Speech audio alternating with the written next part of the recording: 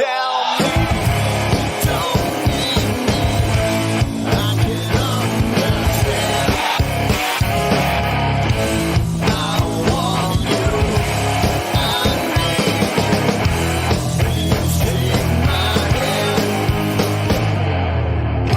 Anything you want, anything you need, or anything, it's everything to me.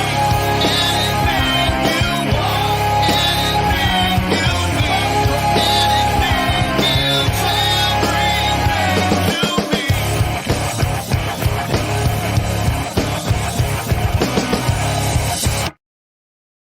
Well, what is going on, everybody? Welcome into the Overreaction Sports Podcast, brought to you by the Market Dominator on the Buffalo Rumblings Podcast Network. I'm your host, the voice of the Overreaction Sports Podcast. My name is Joe Miller, and you can find me, as always, on Twitter at Joe Miller Wired. And who is the Market Dominator, you might ask? Well, the Market Dominator is what he likes to call himself, a life transition specialist. Well, what does that mean, Joe?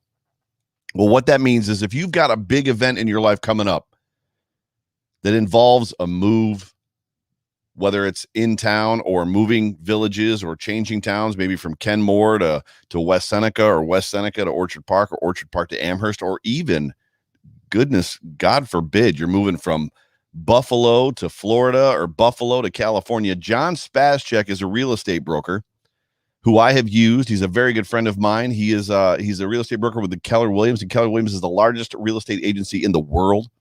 How's that for credibility? And John is one of the best in Western New York. He ranks consistently in the top, I think, you're 5 or 10, right, of all real estate brokers in Western New York. And John is the guy that you're looking for. If you're looking to buy a home, if you're looking to sell a home, if you're looking to sell a home and buy a home, you want the best guy on your side. That guy is John and his team. Do me a favor. If you're in the market, give John a call.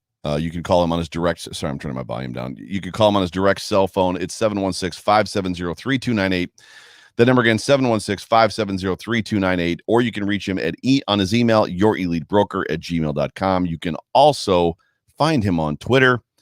His handle is @yourelitebroker, and John is also Bill's Mafia. I want to welcome everybody. That's in the chat, that's in here live with me right now as we are jumping in and doing this thing live. I'm flying solo once again tonight. I know I teased all of you with an episode 2 of Joe Marino, but Joe had some things come up, and that's expected, and that's all right. And he sent me many apologies and was very remorseful. And I was like, bro, it's good, dude. I totally get it, and I'm totally with it. It's a holiday weekend, and things come up, and family time.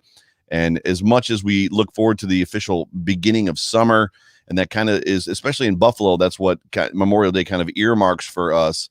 You know, when you step back and you look at what Memorial Day is actually about, I'm not going to fault anybody for spending time with family and doing what they have to do as far as just this holiday goes. So hopefully next week we'll get Big Joe from the Locked On Bills podcast back on the show, and we'll finish up episode 2 of ranking, or I should say going through the Buffalo Bills 2021 opponents based on quarterback, based on major additions and subtractions, and then also based on home field advantage or not. But regardless of that, I'm so glad you guys are here. Whether you are a first-time listener or a long-time listener, if you're in the chat right now listening to me live, which is a unique way to listen to a podcast, because as much as I'm going to open this up for a couple questions at the end, it's kind of like you just kind of sit in and listen and watch me talk into a microphone via YouTube, which is maybe just a little bit strange. But I'm glad you're here.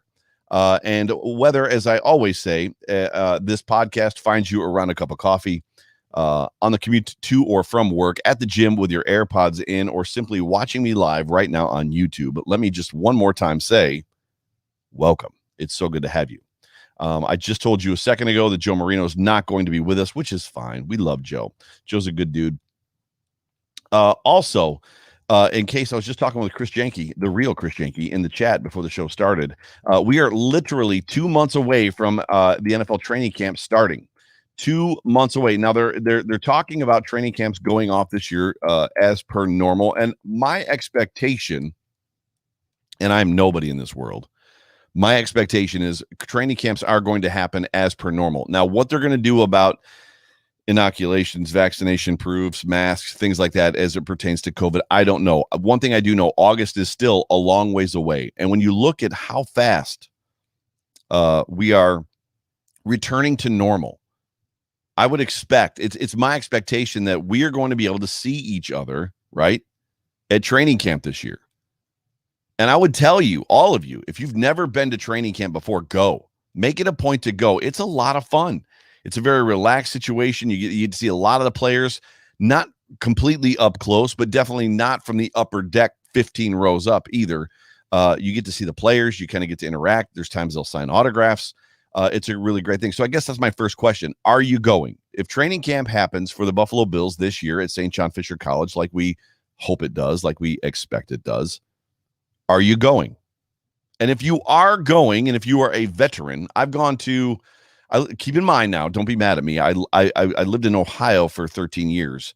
I've been to, I think, 4 different training camps, and this was much previous to me being a part of any type of podcasting group or in doing what I'm doing right now. Like, it literally was me driving up from Ohio. I would bring my daughter and then driving home. The last one we went to, I believe, was 2019 when we just first moved back to Buffalo. But my question is this: are you going? And if you are going and you're a veteran of the training camps, where are the meetups? I want to know where I can meet my Bills Mafia friends and family, everybody that's in the chat, all of you that are listening to me. For those of you that don't know, if you're on Twitter, if you follow me, I follow back everybody. I love the interaction. I'm not into this for clout. I'm not into this to be somebody. I'm not into this for what I would call the celebrity, where I want to have 7,000 followers or 8,000 followers, and I want to be following 500 people. I'm in this for the interaction. I'm in this for the connection with you, Bills Mafia, because I am you. I am Bills Mafia.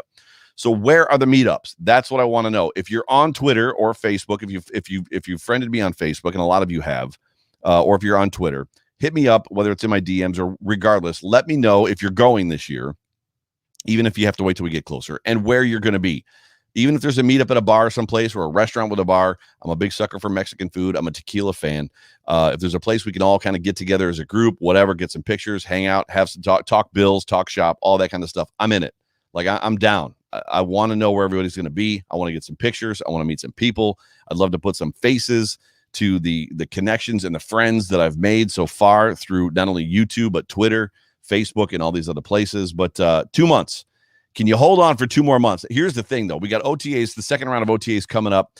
I was talking with Isaiah Hodgins today and his wife, Maya, and apparently the OTAs are coming up, and they're leaving town the 17th of June. So right after that is going to be the dark days of the offseason, right? July. July is the worst time of the year for the offseason. They always talk about it being the darkest before the dawn. July is literally, they wrote, when somebody penned that little saying, it's always darkest before the dawn, they were talking about July of the NFL season, because in July, nothing happens. The players are in Mexico. They're all over the place. Nobody's tweeting. Nobody's on social media. There's no news.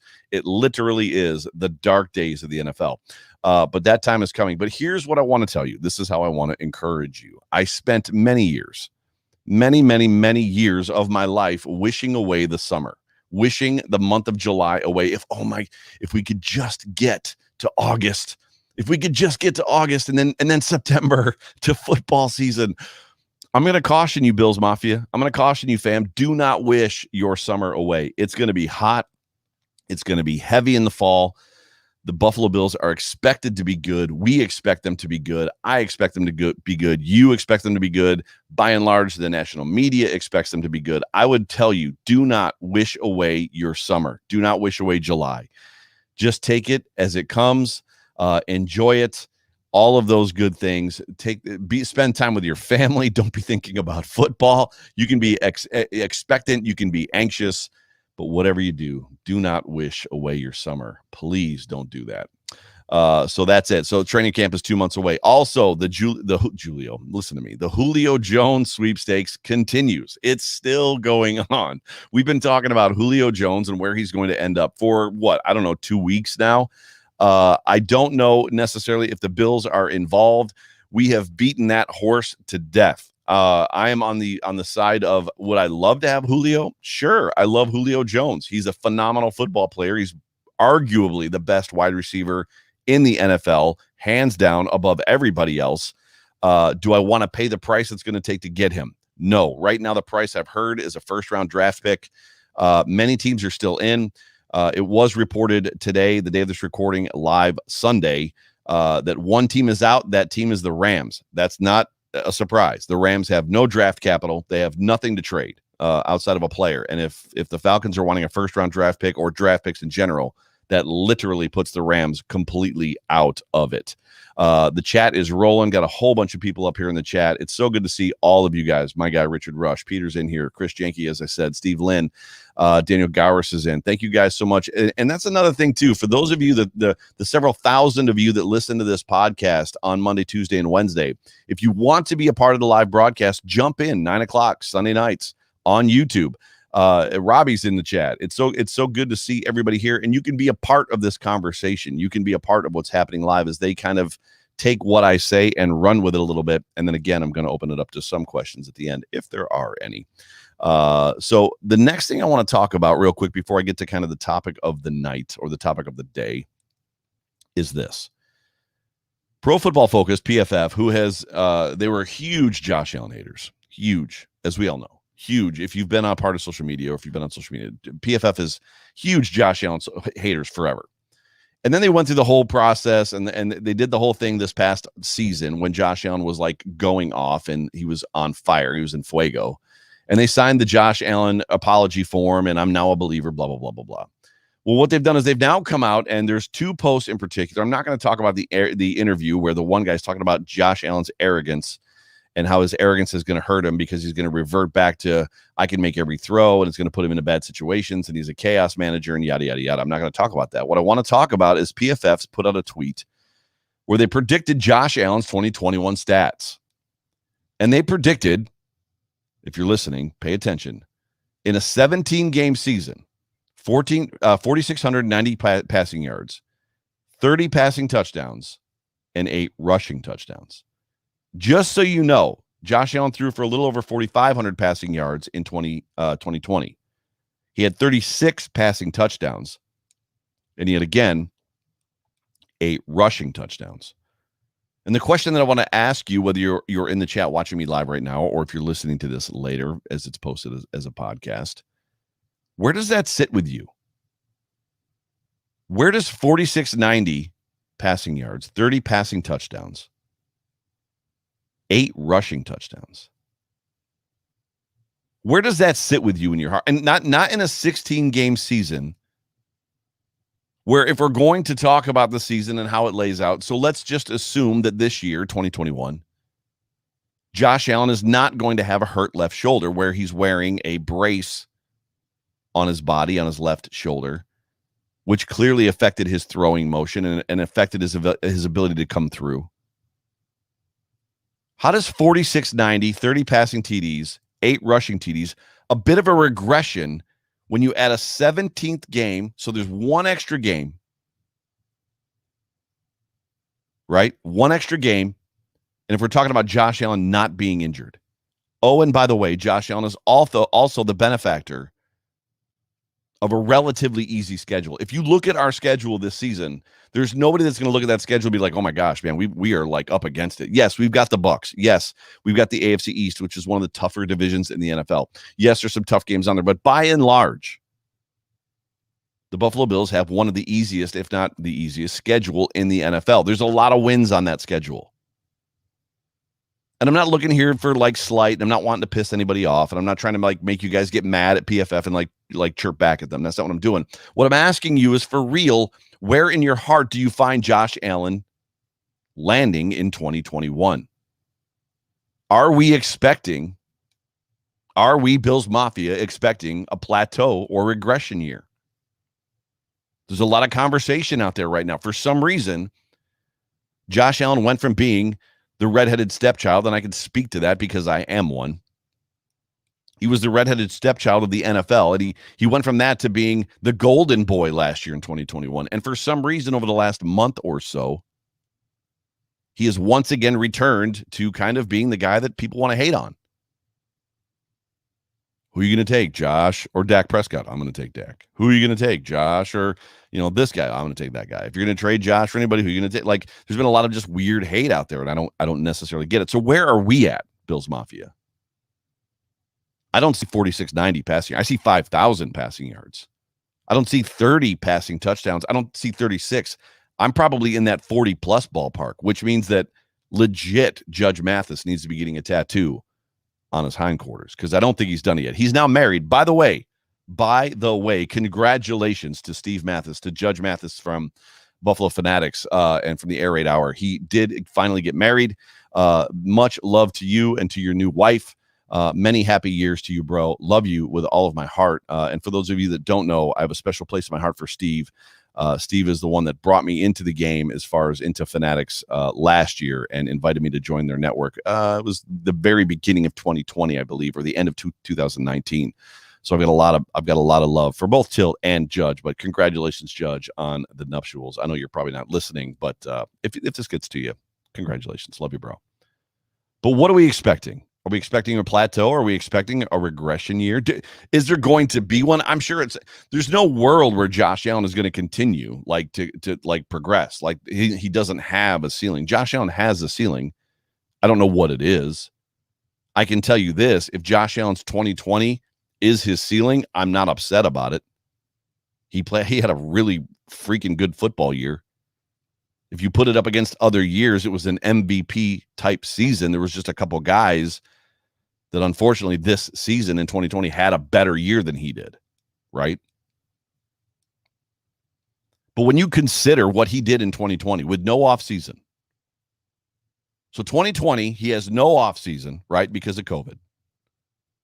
The Buffalo Bills go and get him a brand new wide receiver, not a rookie, but a veteran in Stephon Diggs. There's no OTAs. There's no mini camps. There's no nothing like that. Yes, they did some things that are questionable, and there were fans last year when this thing was at its height, when we were really concerned and nobody really knew anything about COVID, and people were upset that the players were getting together and practicing, but they were getting together and practicing. But outside, they had no real organized team, anything. There was no playbooks that were being distributed. There was no coaching necessarily conversations, although I think there was, even as I say that, I think there was some conversation about how Josh had an iPad, and there was like one of the coaches was on the phone, and like he was calling, or he was getting, I don't even know. My point is there was no coaches on the field. There was no organized team activity. So when you consider what he did in 2020 with no offseason, no preseason, yes, they got together and they practiced, but it was completely out of rhythm, right? Restricted gatherings and guidelines. Everything that they did was completely different in 2020 than what they were used to every year prior. When you consider what Josh Allen went through in this football team and this offense in general in 2020, I just don't see a situation where Josh Allen has a plateau or a regression year. Oh, but Joe, there's going to be fans in the stands and they're going to be yelling and he's going to have a hard time checking in and out. Well, that's not just him. That's everybody. That's everybody. And let's not forget, as much as it wasn't Arrowhead and it wasn't, the Seattle Seahawks or one of those stadiums, or even Ralph Wilson Stadium, Rich Stadium, Bill Stadium, whatever you want to call it, Highmark Field, they were pumping crowd noise into those stadiums. Was it enough to disrupt them? I don't know that answer. But I'm not going to also buy into this concept that because there's going to be fans in the stands that somehow Josh Allen's going to regress all of a sudden, that somehow, we saw him in the Kansas City Chiefs game. There were 17,000 fans in that stadium, and Josh Allen had a really hard time. Really? Was it Josh Allen or was it the whole freaking team? Because I can watch that football game back again and tell you that Josh Allen put up a lead in that football game and the defense collapsed. Right? I mean, Pat Mahomes turned into Pat Mahomes in that football game. And then the pressing began. I don't think that was because of the fans. Did the fans play a part? Sure. I just don't think that when we consider everything we saw in 2020, I just don't see a world where we look at that and we expect Josh Allen to plateau or regress. I could be wrong. And a big part of that is the subject of tonight's show or today's show, which is the word continuity. continuity. Continuity is another one of those words, and we get it a lot in the offseason. We get it a ton in the offseason. It's a word much like momentum. It's a word much like culture. And what's funny about the word momentum is there's a lot of people that are ready to just cast it off. There's a lot of people that are ready to cast off the word culture. But everybody that talks about football and talks about the NFL and talks about this type of stuff seems to buy into this concept of continuity. I don't know if I do. I don't know if I don't. I'm going to talk to you about some things. I'm going to give you some things to think about. I don't know that it's going to sway your opinion one way or the other. When I finish this show, you're not going to be like, that's it, I'm a continuity believer. Conversely, I don't think that you're going to, when I finish this show, be like, that's it, I'm not a continuity believer. Like, I don't know. Continuity for me seems to be one of those words that has a great deal of escapism for football teams or professional teams in general, just like momentum, just like culture. Continuity sometimes is a big thing. Sometimes continuity is not a big thing. Sometimes continuity is important. Sometimes continuity is the worst thing that happened to a team. Sometimes winning teams need a change. Right? Sometimes winning teams need to change. How many times, if continuity was the most important thing, if continuity was this end all be all of things, and don't get me wrong, I'm going to talk about the good parts of continuity as well, but if it was the most end all be all thing, continuity, then wouldn't you expect that every single time a team won the Super Bowl, that they would at least be back in the championship game or be a winning team the next season? How many times do we see a team win the Super Bowl, have a fantastic year? How about the Washington Redskins? For those of you that are listening to me right now that aren't old enough to remember, the Giants beat the Buffalo Bills, made it to the Super Bowl, beat the Bills with Jeff Hostetler. Didn't return the next year. The Washington Redskins, the Buffalo Bills to this day claim, even after being throttled by the Dallas Cowboys the next year, 52-17 or whatever that number was, they still claim that the best football team they ever played was the Washington Redskins team of the 1991 season with Mark Rippon as the quarterback. Mark Rippon was out of football not long after that football game. Where was the continuity? They brought almost the whole team back. I mean, like, They destroyed everybody the year before. They beat the Buffalo Bills, who were one of the best football teams in the world at the time. Where was the continuity? And then you look at other situations with continuity, like the Bulls, the Chicago Bulls, when you got Jordan and Pippen, and like they go to 3 in a row. You remove Jordan from the situation. They can't win a basketball game. You put Jordan back in. Guess what? They win a bunch of championships. How about the New England Patriots? Probably the best. The best example that you can come at about the word continuity would be Bill Belichick, right? And Tom Brady. And then there's little tiny things that kind of matriculate in the middle of all that of like, well, which parts are important with continuity? I don't know. But we're going to have a very short conversation, not very short. We're going to have a decent length conversation here for a couple minutes about continuity because we're about to hear a lot about it. Brandon Beane said last year that he felt that the continuity of his football team, even with the COVID year, if there was going to be a season in 2020, the continuity of his football team was going to help his team. Dare I say it didn't? When you think back to 2019, and you think back to what the Buffalo Bills were, who they were as a football team, the only semblance of continuity that came out and showed itself in 2020 is probably Brian Daboll and Josh Allen. The defense was a shell of itself, 2019 to 2020. The offensive line was a shell of itself, 2019 to 2020. Devin Singletary was a shell of itself, 2019 to 2020. Stephon Diggs was not a Buffalo Bill in 2019, and he was in 2020. Is it a real thing?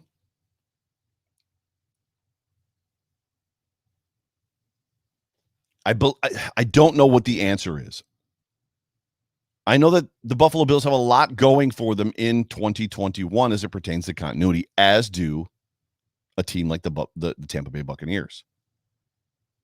We all know, because everybody that's listening to me listens often, and those of you that are watching me right now watch often.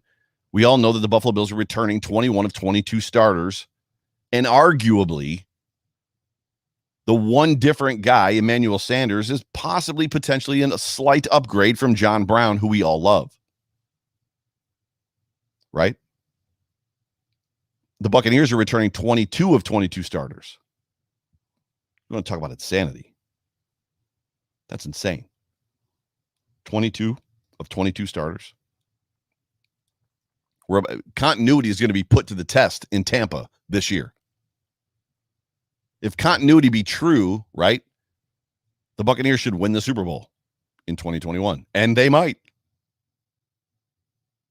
If continuity be true in 2021, it should be the Tampa Bay Buccaneers and the Kansas City Chiefs again in the Super Bowl. But when you look at 2019 to 2020, specifically on the O-line versus the 2020 O-line, 2019 to 2020, the Bills brought back four of their players, offensive starters, and signed a veteran in Darrell Williams, who quite possibly outplayed. Chris Jenke says no boho this year. Boho mojo nomo. Love it. They brought in Darrell Williams, who quite possibly outplayed every other member of the Buffalo Bills offensive line. Now, I know that there was a lot of injuries. I know that there was a lot of interchanging. I know there was a lot of guys that practice well and bring their lunch pails, and are process guys that got put in on Sundays that weren't good enough to play on Sundays, and those changes got made, which helped the offensive line. But the Buffalo Bills also changed their run schemes. Well, where does run scheme or just different game planning changes come into this whole continuity conversation? What if you're running the same exact offense for 5 years, and then all of a sudden the offensive coordinator says, hey, you know what?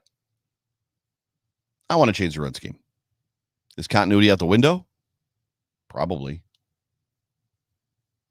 What if you have a preseason or you don't have a preseason? What if you got a new running back and a guy named Zach Moss, who, by the way, I met Zach Moss today. Legit. Met Zach Moss. He's listed at 5'9". My man is not 5'9". I'm 6 feet tall, and my guy was almost as tall as I am. So Pro Football Focus and Pro Football Reference and all these places that have him listed at 5'9", they need to fix their stats, because that dude is every bit of 5'10 and a half, 5'11". He's almost as tall as I am. I was surprised. I was expecting him to be short, and he was not. I was like, whoa, that's a big dude. Sidebar. Sorry, rabbit trail. And in regards to 2019 to 2020, you have to have a conversation, getting back on point. You have to have a conversation about the emergence of Josh Allen. And Josh Allen, how much of continuity's played a part in Josh Allen, or how much of Josh Allen's emergence comes from Josh Allen's, what do you want to call it? His mindset, his eagerness to learn, his competitiveness, his ability to learn, his ceiling, his, everything catching up to his talent, to his ability, and all of it beginning to mesh. I don't have that answer. Another thing that has to be considered, I'm out of water. Another thing that has to be considered when we talk about 2021 in the offensive line, and I'm bouncing around a little bit, but I'm staying in the offense, is the offensive line right now, as it's scheduled, penciled to be, is actually really stout and really good when you've got Deion Dawkins at left tackle, Cody Ford at left guard, Mitch Morse at center, Feliciano at right guard, Darrell Williams at right tackle. That looks really solid. When you look at that on paper, that is encouraging to me. That to me looks like 5,500 yards from Josh Allen and 45 touchdowns. Solid offensive line. Solid. Well, where does continuity come into play? Well, these guys have never played a single snap together. Never once. And from that, you can probably determine that the preseason is going to be huge for these guys. Huge. Injuries are going to play a big part for this football team, especially on the offensive line. Now, we've got a great backup, or I should say bench situation, between Ike Butker and even the new kid Spencer Long, and there's some other guys there too, but continuity isn't really going to play a role necessarily inside of this offensive line until probably about week 4 or week 5. And then you have to consider or figure, well, what are they going to do as it pertains to the run game? Are they going to go back to 2019, push and pull, or pin and pull, rather? Are they going to try to run their wide zone in 2020, which did not work? Albeit not with these guys all together, but it didn't work with all of them kind of in and out of the lineup at some point in time together. It's an interesting concept.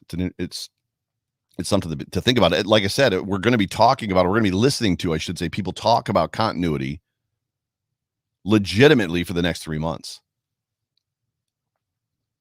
By the way, for those of you that are listening to me right now, I literally wrote this continuity script, this outline. I wrote this about a month and a half ago. And when Joe Marino told me he was unable to make it for the show, I was like, man, I got this thing ready to go. But I literally sat down on my computer one night and just typed this whole thing out on continuity. I was like, this is solid. Like, continuity is one of them words that we use. So is it real? Is it perceived? Does leveraging continuity make it easier or harder to further open the playbook? That's a fun question.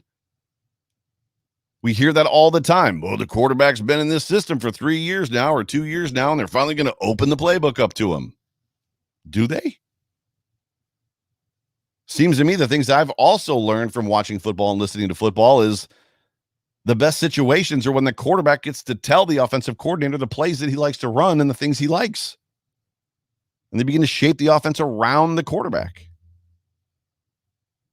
I don't have these answers. I'm not sitting here in some sort of throne of knowledge that I know what I'm talking about. I'm literally just asking questions. The amount of question marks that are on this outline right now is alarming. I just want to know, is it real or is it perceived? I don't have these answers. And I would guess that it's not a single answer every time that the answers are right and the answer is the same. I think history has proven to us that there's no situation where this is the answer. If you've got a great head coach and a great quarterback, you can do a lot of great things. We've seen that happen. We've also seen the opposite. We've seen teams go to the Super Bowl and win and struggle. What about the Atlanta Falcons? The Atlanta Falcons went to the Super Bowl against the Patriots and had a pretty good season, returned pretty much everybody, right? Crap the bed, the head coach gets fired, and now Julio Jones wants out. One of the best wide receivers in the NFL. Continuity. I'm not going to sit here and downplay it either. I love the fact that Josh Allen has been with Brian Daboll as long as he has. I love the fact that, some of these guys, Beasley's been with him as long as he has. I love the fact that Dawson Knox has been with him as long as he has. Now, the defense, on the other hand, I don't know that continuity has helped the defense too much. And there is as much continuity as there is in the linebacking core in the defensive backfield. There is no continuity outside of Jerry Hughes, right, on the defensive line. So now we're in a mishmash of continuity. Some of us have it, some of us don't. Well, you would think that continuity puts you in a position where if I know the guy that's on my right and I know the guy that's on my left and I know the guy that's behind me or the guy that's in front of me, I know how he's going to react and how he's going to respond. I've watched him do it enough. I know that if he gets this look, he's going to do this thing. I know that if the guy that he's covering does this, that he's going to do this and it's going to allow me to do that. And it gets you into that position of not having to think when you play. And we've all heard that too. That the biggest enemy, the greatest enemy to playing in the NFL is thinking. That you are at your best, you're at your most free, you're at your talent is maximized when you're no longer thinking, you're just reacting. Your talent is reacting to what you're seeing. I would guess that continuity plays a huge part in that.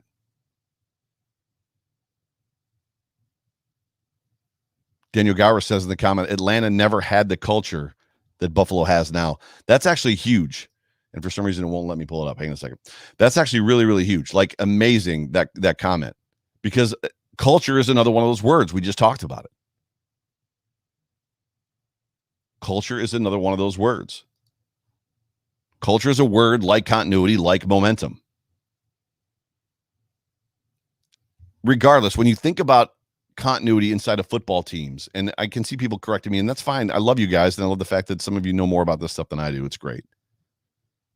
But every situation is different, and I think that's what you learn from it.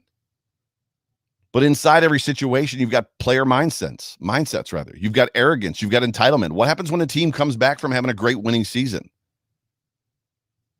player X has a blow up season and he turns into one of the best at his position in the league, and he comes back with a little bit of a sense of entitlement.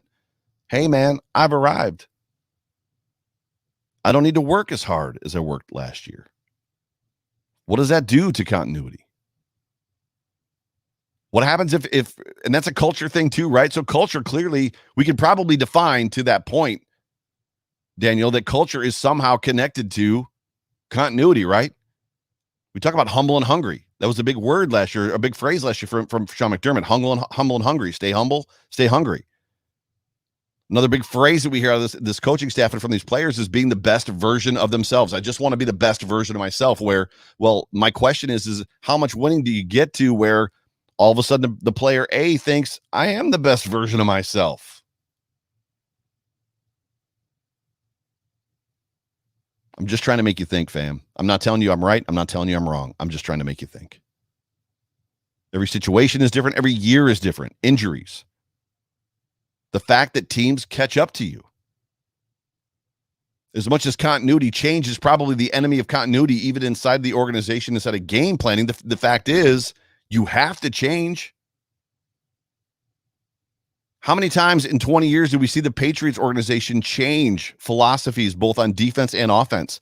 I mean, they were, Tom Brady, when he started in the NFL, was a dink and dunk quarterback. He was not the Tom Brady that we saw in the prime of his career. And when that kind of got slowed or whatever, they changed that 2 tight end set thing with Aaron Hernandez and Gronk that nobody could cover and nobody could stop, and they destroyed people with it. And they went back to, and there was times when they had like kind of run-focused offenses, but Tom Brady was still Tom Brady, and now they've gone back to kind of that without Tom Brady. They're trying to look back to the past, to that 2 tight end concept that nobody can stop. So that makes me ask that question too. Is change truly the enemy of continuity? I don't know. Welcome to the mind of Joe Miller. You guys hear my voice all the time. So this is the stuff that goes on in my brain. As I'm watching footballs, I'm watching Bills games from 2020 or whatever that I've got recorded. I'm like, this is what I think. And then I begin to take notes and I challenge myself. Chris Janke says he's not correcting me. He's gently directing. Chris, bro, if I ever have the opportunity to get you into one of these shows as a producer to provide me information and feed me information, bro, believe me, that's going to happen. Every time I'm grasping at straws for information, Chris is hot. He's got it every time. That's the real Chris Janke, people. It's so funny. Every situation is different. Every year is different. Coaching changes happen, or as we said, schemes change. So when I say coaching changes, I don't necessarily mean that a coach changes. I mean, a coach decides one day, hey, we've got this different. We want to do something different. There's also opportunities, as we saw probably my guess in 2020, where coaches outthink themselves a little bit and they get a little bit cute. My guess is Brian Dable prefers the wide zone scheme over pin and pull. Well, I've got my guys in this scheme. They've been in for 3 years. They know what's going on. It's time to unleash the playbook. It's time to open the playbook and give them what I really want to do. Here it is, fellas. We're going to do the wide zone.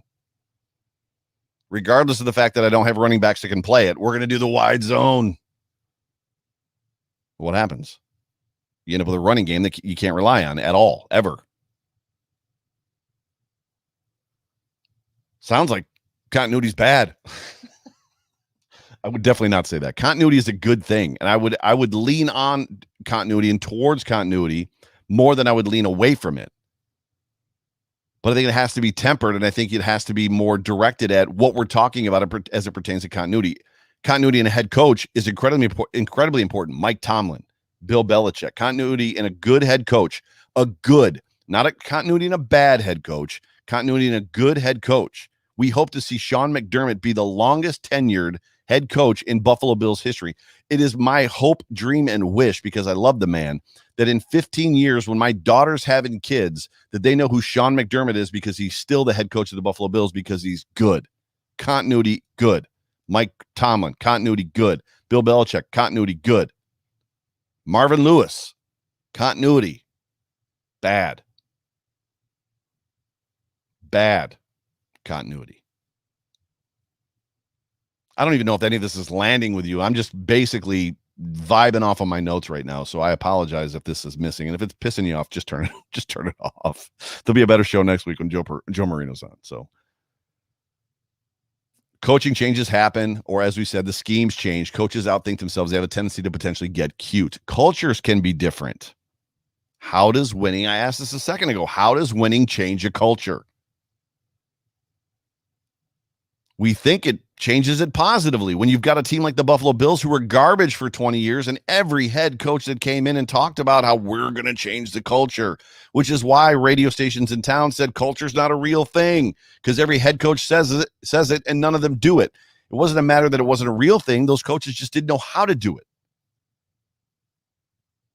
So we think positive. Winning changes the culture. We have a culture of winning. Therefore, we want to keep that culture of winning, which lends to continuity. But can a winning culture create a negative effect? Maybe. The reality is this: the expectations and assumptions will most certainly be different for this football team in 2021. We all feel it. We all went into 2020 saying, you know what? The goal this year is to be the AFC East champions, and we're going to win a playoff game. That was the goal. And we were all a little bit, we were a little, on edge about it. That's what I think the goal is. If they don't, it can still be a good season, and we had some butts in there, right? And it's totally different in 2021. That has totally changed in 2021. You sit there and tell me right now that your expectations for this football team have not changed for 2021 compared to what they were in 2020. And what I mean by that is your confidence in who this football team is or can be or should be. It's different. I love that comment, Richard Rush. Richard Rush says, even with continuity, you have to evolve. That's what our coaches have done. Even to a detriment. I would tell you that Brian Daboll's move to the wide zone run scheme was a detriment to this football team. But they are willing to evolve. That's absolutely true. I'm going to wrap it up, and I would tell you this. Overall, I'm buying into the continuity mindset. Specifically for Allen in the playbook. I said this a couple minutes ago. As long as Daboll doesn't change schemes wholly in the passing game, much like he did with the run game last year. Realistically, however, we are going to face coaching changes on this football team. Not this year, probably. Specifically in the coordinator roles. How is this team going to react? And I know we're getting a little ahead of ourselves because, like, Joe, you're talking about stuff like 2021 or 2022 offseason. Like, I want to live in the 2021 space. Well, humor me a little bit. It's the offseason, and I don't have a lot to talk about. But begin to ask yourself, how is this team going to react to coordinator roles or coordinators changing? Is McDermott and Bean going to hire from within? Or are they going to hire from the outside? I don't have these answers. Changes are going to come to this roster. The most exciting thing about being Brandon Bean is he gets to build a roster, but it's also incredibly challenging. As players like Josh Allen develop and Tremaine Edmonds develops, and they garner gigantic contracts, we're expecting Josh Allen's contract to be in the $300 to $400 million range. More money against the cap to him, less money spread around to the other players. Allen is going to have to do more with less. That goes back to the window thing. Another one of those words: culture, momentum, continuity, window, right?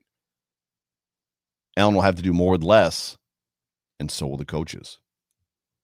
Continuity probably plays a pretty big factor along with culture in that situation. You have to hope as well that the players who get those huge contracts, Tremaine Edmonds, Trey White, Josh Allen, Ed Oliver maybe, right? Stephon Diggs, that they're going to elevate the play of the players around them as well. I'm going to leave you with this, and then I'm going to ask you guys if you have any questions, or I'll run through the chat real quick. We'll hang on for a couple more minutes. Change comes for everyone. Listen to me. Change comes for everyone. eventually it's going to come for Allen and McDermott. And I don't mean that Allen's going to change and McDermott's going to change. What I'm saying is the stuff, the pieces around them, the stuff that they have to play with, the continuity markers around them eventually is going to change. How they respond to it is going to determine a lot. I expect them to respond very well to it. Very well. Because the men I see in them impresses me a lot. But I would leave you with this. Enjoy this football year. Enjoy this football year. 2021 is going to be a season for Bills fans to just last year, as amazing as it was 2020, and we were all in shock living in hashtag wildest dreams land. 2021 is a year of expectation. The Buffalo Bills are slated as one of the best 3 to 5 teams in the NFL. Josh Allen is slated as one of the best 3 to 5 quarterbacks in the NFL. The Buffalo Bills are no longer basement dwellers. They're expected to win their division. They're expected to go to the playoffs. They're expected to go to the AFC Championship game. This is a season for Bills fans to enjoy. Enjoy the ride, Bills Mafia. Ladies and gentlemen, you have been watching and listening to the Overreaction Sports Podcast, brought to you by the Market Dominator on the Buffalo Rumblings Podcast Network. I'm your host, Joe Miller, the voice of the Overreaction Sports Podcast. You can find me on Twitter at Joe Miller Wired.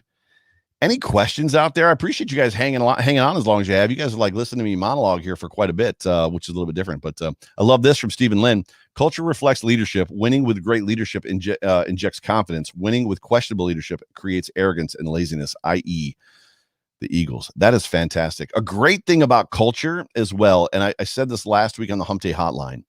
If you have not gotten a chance to go back and listen to the interview with Jay Spence the King and Carlos Williams, listen to him talk about the differences between culture between Rex Ryan, right? The team that he played with the Bills as a rookie, and then the culture with Mike Tomlin. It's fascinating, and it literally goes with what you just said. Richard Rush says, in the mindset, Coach Allen, Diggs, Beasley, Poyer, Hyde, Trey, they work too hard not to improve. It's super good. Chris Jenke, number one, here's a good example of continuity and evolution. We brought back Quentin Spain for continuity last year. Love this. I love where you're going. I hope you're going where I think you're going. The following year, our offense changed from run heavy to pads heavy, and Spain struggled. Absolutely. In pass protection, he was eventually let go. There's a great deal of confusion for me as to why Quentin Spain got a new contract and then was bounced for Brian Winters of all people.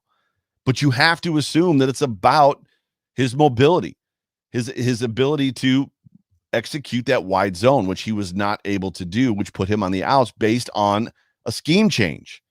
So when we hear Brandon Beane say, after he signs Quentin Spain, I like the continuity on our offense or on our team, and I think it's going to help us out. And then by week 2 or 3, one of your big continuity pieces aren't even on the football field anymore. And they're trucking a guy out there that is getting beat so bad, he's collapsing the entire side of his line with him. Where's continuity in that conversation? Right? Richard Rush says, COVID brought a lot of things into perspective. I think I need to meet my Mafia family. Oh, you're getting back to training camp, bro. Let's go. Come on, Richard Rush. Training camp sounds like a good time. That's not game time. Tailgating drunk. Laugh out loud. Chris Jenke says, I rewatched some of those Spain early games, and he really struggled in pass protection. He's so much better a run blocker. That's absolutely true, and that's probably why the run game suffered a little bit, if you ask me. I would not disagree with that necessarily at all. I'm going to scroll up here a little bit and just see what we kind of got going on. This is good. Stephen Lynn says, is it change? Or he asks, is it change or is it metamorphosis? Is continuity or consistency? Is it rather continuity or consistency in chemistry? Dude, synergy is a real thing. Synergy is a real thing. And I think that's the question that you're asking. Some players have synergy. Josh Allen and Stephon Diggs have synergy, right? The two of them together are thunder and lightning. It just works. J.P. Lossman and Lee Evans had synergy. Ryan Fitzpatrick and Stevie Johnson had synergy. There's a synergy there. So that I love that comment. That's actually fantastic. Fantastic. He also says, Steve Lynn says, do you think we are changing our defensive scheme since we did not add to our one tech depth? It's basically star. They only had a one tech guy in 2019 as well. One tech guy, I should say. I don't know that they're changing their scheme. I think they like the ability to be multiple on that defensive line. And what I mean by that is when they want to be one technique and have Star out there to gobble up blocks and cut Ed Oliver loose or cut whoever loose, they can do it. And when they don't, when they want to have men run free, that's where Groot comes in, and that's where Boogie Basham comes in, and they're going to line these guys up inside, and they're going to basically try to run by fat offensive linemen, I think is what they're going to do. So, no, I don't think the defensive scheme is going to change. I think it's still the McDermott defense that's predicated upon that Star Latulele player and then that Luke Kuechly guy, right? The big the big linebacker guy, and then a solid, formidable, trustworthy defensive backfield. I think literally that's what they're going to do, or that's what they're trying to do. So I wouldn't expect too big of a change. That's just me though. I don't know that Harry's a one tech. Richard Rush says Harry is a one tech. He will be a beast this year. Book it. The game against the Bengals, in fact, where he got hurt, he was playing in the play that he got hurt. He was playing 3 technique, if I'm not mistaken. It was on my side of the field. Chris Jenke asked Joe, are you happy with Josh having similar stats this year that he had last year if we are up 50-3 at half and playing Trubisky? Well, if we're up 50-3, he's going to have those stats. Is he not? I mean, wouldn't the expectation if we've scored 50 points, Josh has thrown 5 touchdowns in a game at that point in time? Yes, this is true. Chris Jenke also says Harry can play both. He's not a true one tech. Yeah, good stuff. What have we been on here? We've been on here for 52 minutes. Who's going to training camp this year? Anybody going to training camp? You guys got plans? Anybody going to make a trip? I don't know how many of you are in Buffalo or not. I know I'm in Buffalo, obviously in Lakeview. Richard Rush is bound and determined to come to a football game this year. I know Saxa Dave from Europe is going to be at the home opener. I know there's a lot of people coming to football games this year. Not necessarily sure who's coming in or who's not. Richard Rush says Harry is 6'1", 307 and Star 6'3", 315. It's not about size and measurements, Rich. It's not about them being the same size or not being the same size. Playing that position is about a technique. It's about how you play the position. So yeah, but if it's at Fisher, Chris Jenke's in Rochester. Well, bro, we're gonna have to meet up. We're gonna have to get a beer and bro hug a little bit. So I'm all about the bro hugs. So with this COVID stuff being hopefully on its way out, I'm gonna be hugging all kinds of people. I'm gonna be hugging the mafia, if you will. So I can't get my thing to scroll here. I got a new mouse and the mouse is not working. There it goes. Sean Courtney from earlier says the guard we got from the Chargers who played college football at Western Kentucky. He's been a starter for a few years in the league. I like having that available to step in anytime. I do as well. I don't know necessarily how it's going to shake out. That's the thing about this football team. That's a great question. Where does roster depth come into play with continuity? Because I don't think the two necessarily connect like a puzzle piece, like your fingers connect together. But there's something to be said for winning and for being a formidable offense or formidable defense or just a very solid coached, cultured football team. Roster depth gives you the talent that you need to keep a winning culture and winning continuity together, even though they might be different puzzle pieces. Does that make any sense? Forrest Lamp is the guy. Yes. Chris Jenke on it as always. First, got to find out where camp is and where or if fans have access. So it's going to be, if it's going to be anywhere, it's going to be at St. John Fisher College if there is training camp. If there's not, it'll be back at Highmark Stadium, whatever it's called. I hate that, but it is what it is. It's only, Richard Rush says, I've decided now I'm coming up. I've decided just now I'm coming up. It's only a 6.5 hour drive. Bro, get up here. I lived not far from Zanesville for a long time. Get your butt up here. It's not that far. It's an easy drive. Get yourself some beef on weck, some chicken wings, and a fish fry. That's what we do up here in this town. Pizza, too. Don't forget the pizza. So, Apex, welcome in. I don't know if you're still hanging on, but it's good to see you, bro. But ladies and gentlemen, I'm going to cut you guys loose. It's Memorial Day. Keep in mind that as much as I said at the top of the show that it generally marks the beginning of summer, Memorial Day is a very important day in the history of our nation. What it means, it's not about bikinis and beer.